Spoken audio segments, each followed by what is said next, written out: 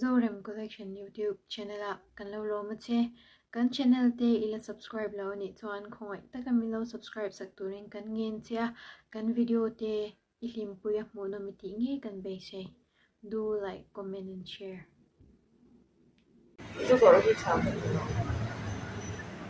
阿如我也还上了些了，就叫不怕个的。ke chuan tha hi ka ti lo boka kan rama hian om lo hial se ka du zo kan ni kan tan du che hianin sum da pai du ka che hianin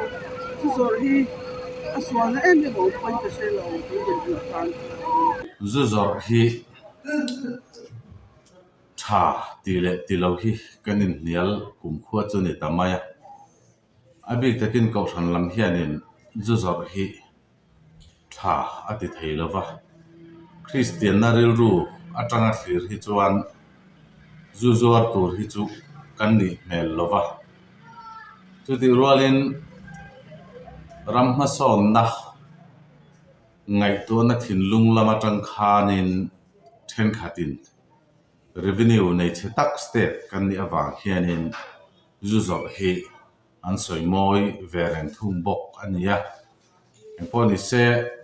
halai chungchang he kema mimal du dan taka chuan a pathian khoi na zara ke chu chu in lo mi ke ni awangin zu hi zuar mi alo ma se poi ke ti mi alo maya tin kan lo zuar don ani poin kan ngai tu na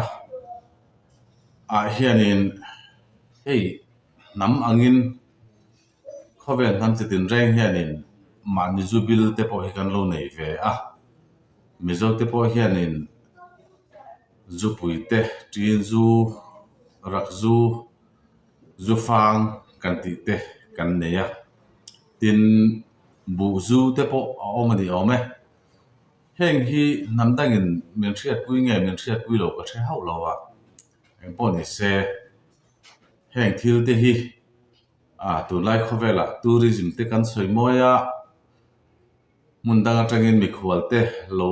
lutin kan ram te hi ron chuan ve se chunga tang chuan revenue te po lo seng lut ve ila ti te kan ngai to na chuan a omania chu wa chuan namdang local te hian kan mi zo zu te hi mel thiat ve se ti te hi a thavia vin ka hria a tin zuzor chungchanga hianin state chunga zu hi om lo se zor ni lo se kan ti ani poin asiam na mun pui ero chu ani theya kan state chunga hian zu siam na mun lian tak hi siamin chungte chu kan state chunga thedar le zor tur ni silovin mun danga thon chho tur poin zu hi thatakin asiam ve thei tho bokani chu ka ngai to dan chu ania emponi se ko ranina zuzor adu lo le apom theilo tlat a hi ke ni Christian te le ko ran mi te chuan kan zui ve mai tur po anianga chu ti rual ero chuan revenue source thatak ani ve ni ti ngai to na atanga zuzor tha ti tlat te kan lo omani poin keima ni state chunga in tur ra zor lam ni lovin zu siam na mun pu hi siam ta zo kela revenue siam nan ti chuan chung te chu hun danga thon chuan ni se ti hi ka ngai dan ani ve tlat mai ke chu tin chu lo wa chun hei nia mizo thalai te tunlai huna hian kan nun a thalo lai mu tur tam hle maya fel tak tak anom rualin vengtina khotina hian edikte kan nga taviau hlom maya emponi se heng zong zong a hianin kan thalai te hi an fel talove an thatalove ti nivek kherlo ma se apoi mo berzo ka chuan naupan te lai atanga nu le paten sa khuana fa te kan hruailu angaya chu vain fa nei to zong zong nu le pa zong zong ten kan fa te biak ina ko thana ruồi lũ hi tum ta ila ti chuanin khanin nakina thalai nula tlangwal lola ni tur te zong po kha na pan lai atanga anril ro in tu ate zo ka kha an nun kai soi tu tur ani awangin ko thana bultan sa khona a bultan hi nau pang lo selen dan tura tan thabera ni awangin khalam kha nu le pa ten na sataka hoi ni se tha in ka sia tin tun din huna nula tlangwal te zinga hian inti tun laina boru te le engemo khovel thil hrim awang po a zu le ru thila te le tin hei mi pan me chen na kong lam thila te po mual pho te po kanom chho ta zela na sa fe hi internet khovela kan huna sa social media lama te po heteng hena boru a homani ti kan remeka heng zong a hian ati tu hi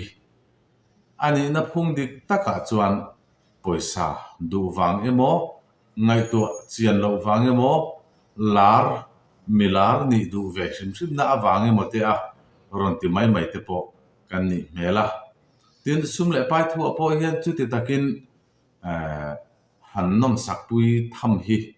an hailu arin om chuang lem lova heng ho hianin an nun an ti chhevekani ti hi anin shelova nakina an ma ni se thiama ngai tlata ku atlat tu te an lo la nei ani tu le fa te an lo la nei ani po in chung ho lo la kal zel tu ra te chuan ka pi hi ka pu hi chu tiang kha tiang mi chu alo ni to ani ti te an la ron thret chu hun te lo lom do na chu wa chuanin heng thil la ka hian mi zong hi in thiar filim a the pian chuan in thiar filim dalam kong zo ka hi kanom dan turani kan nun dan turata na thazo kani ti hi she ila thain ka sia tin solna pun lun le wan tang nun thata lo viau hi a tobul taka chuanin na kan tho tam tok lo wang ti hi ka ngai tu dan pakhat ani ve a chuan na thok turin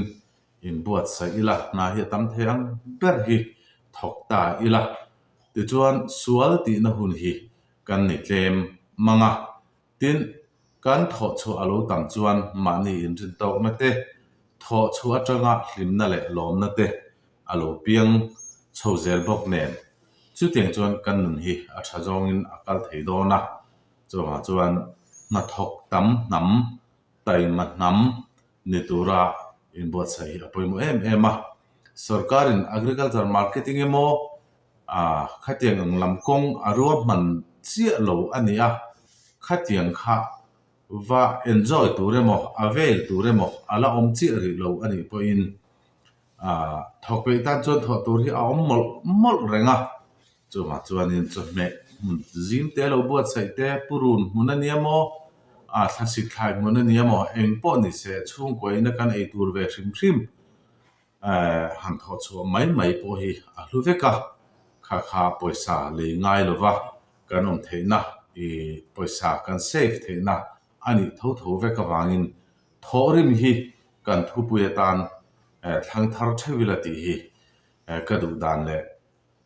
kan ram thalai te om dan turata na kan cha ve du chu ani kalome tập ra lòm nữa tụi